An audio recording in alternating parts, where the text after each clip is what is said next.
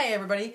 I had the great honor this month of being asked to be a guest designer for W2Scrapbooking and her blog Shiny Objects and her new MixUrMedia kits.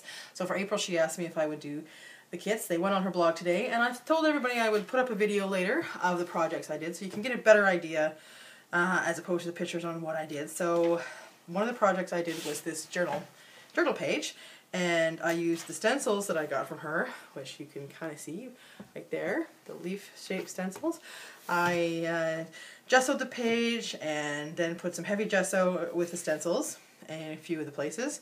Then I used gelatos that I got from Wendy at W2Scrapbooking and a technique that I learned online. You put the gelatos on and then you spray them and blend them in with water. Then I created my funky little tree using modeling paste. I actually used up the rest of the container that I had, so I'm going to have to get some more. I also added some of the pattern pieces that were in the MixUrMedia kit for some more texture.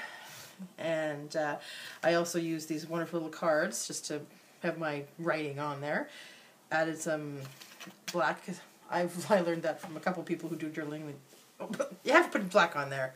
Oh, I like how things look with black on there, so that's what I did, and that's actually a Pico pen that I used. And I also used the instruction sheet of the vintage pattern that was in the kit to stamp the birds and the butterfly. I tried stamping them right onto the page, and you can kind of tell a little bit when you look at this one really close up. You can see the bit of smudges there. I tried that and it didn't work, so I put him over top instead, and I kind of liked how that looked better. So I also put some shimmer on there, some Bo Bunny. This is Bo Bunny glitter paste that I just found that last weekend at a crop. It's so much fun to use. And I just accented, put it on some of the stencils to bring them out a little bit more. So this is my journal page. That was one project. Second project I did was this little mini canvas. And this piece right here is actually a doorknob. I got it at the local hardware store. I had my husband cut the back off of it, and well, because it actually came about this much more as a door handle. So then I just put that in there. But the way I started the project is I took the pattern paper, the different kinds of pattern paper that were in the kit, and I just cut them out, tore pieces, and collaged them right onto the canvas, and I did that sort of all the way around and had things go over the sides and everything. Then I also added some joint tape to give it a little more texture, and then I sprayed it with a bunch of different sprays, bloom sprays, so that I could get some color on there. I also added some more of the fun Bo Bunny glitter paste. I used a stencil, Donna Downey stencils, for that. And then I just added some of the embellishments. And these paper flowers I made with the tissue of the pattern paper. So, and I'm going to actually show people how to do that if you would like. So that is my second project. And the third project I did is this circle canvas. So this is a circle canvas. I'm not even sure where I got some of these things. But I basically did sort of the same. I started off by spraying it and inking it all the way around the edges. I had some flakes that I added with adhesive.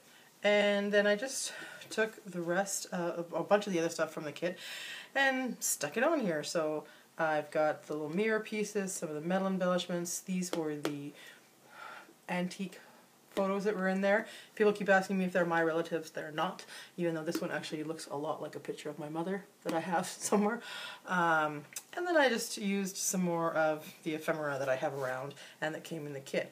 I made some more of these paper flowers with the actual pieces of the pattern. And I also had a little mini burlap canvas that I added some other stuff to, just to give everything some dimension and texture. And these flowers, I have no idea what they're made out of. They're almost, they almost feel like a foam or a wood. And I actually got them, I bought them at a crop. They were in amongst a prize that I won. And I think they were homemade by whoever put the prize together. Might have even been Bonnie Smith, I'm not even sure. But like I said, I thought they looked kind of neat. And I've actually still got a whole bag of them. I love using them on things. They are really, really neat. But I don't actually know what they're made out of. So, but they are really, really neat. And I thought they worked really well with the vintage look to this canvas. So those are the three projects that I did with the fabulous MixUrMedia kit that I got at Shiny Objects, W2Scrapbooking. And once again, I want to really thank Wendy for asking me if I would like to be a guest designer for her. I had so much fun doing this and just playing and figuring out what I wanted to put on there, and I had a lot of fun. But I have actually had a lot of people ask me about these flowers, so I thought I could show you how to do them. It's a technique I learned from a video on YouTube. It's Stampin' Up.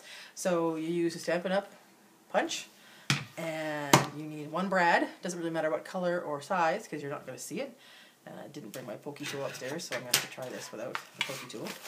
But what you do is you just take the material that you want to use. Like I said, Stampin' Up suggests you use their tissue paper, which you can. You need a tissue paper that is fairly thick because you don't want it to rip. And then basically you just kind of punch out as many of the pieces as you want for the thickness that you want. I basically use the pattern paper like this and just cut out 2 of them. So, oh, and of course this is always difficult to get everything out of your stamp, but there's lots of paper so you can use that left over. And then, so basically I have, I don't even know how many of these, I have got quite a few. So then what you do is you just put them together, and like I said, you really should have a pokey tool. I didn't bring mine upstairs and I don't feel like running down to get it, but the tissue paper isn't that thick, so I should be able to actually do this without it. Or possibly not.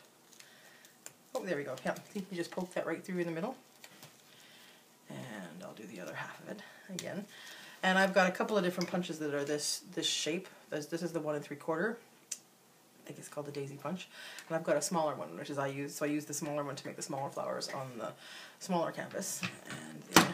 So then, once you put your brad through, and like I said, it doesn't really matter what color or size brad you use.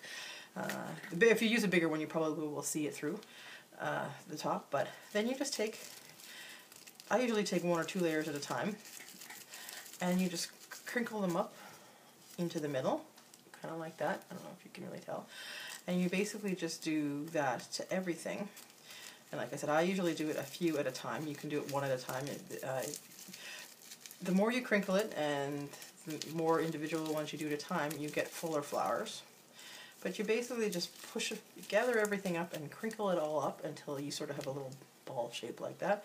And then you just flatten it, then you sort of bring it back out. And to make the flower as full or as small as you want. And like I said, see, I did some of these a little too much together, so I'm going to crinkle them up more individually. But yeah, so the more you crinkle up this flower and then undo it, the funner shaped flower you're going to have. Okay, and then you can even kind of go like that to mess it up as well. Yeah, and then, like I said, see, this one is a little bit bigger the more you undo it. And see, like I said, you can't even see the brad in the middle. So now you have a little flower. And you can do this with any kind of color tissue paper you want, and then you end up with different colors of flowers. And the reason I liked I wanted the brown antique-y kind of color that went with my antique look to my canvases, and that was actually the fun part about using the pattern, because the material is that brownie color, but it also has all the little pattern pieces on it, so you get some texture and fun kind of patterns using that. So there, I have a little paper flower. So I hope everybody liked what I showed them, and like I said, I didn't come up with this tissue paper flower. I got it off of YouTube and Stampin' Up. So I hope you enjoyed my little video, and I hope you like my canvases and my art. And again, thank you very much to Wendy at W2Scrapbooking and Shiny Objects for giving me the opportunity to do this. You should check out her store. I've got links to her stuff on my blog. You should check her out because she's got great stuff. Thanks. Bye.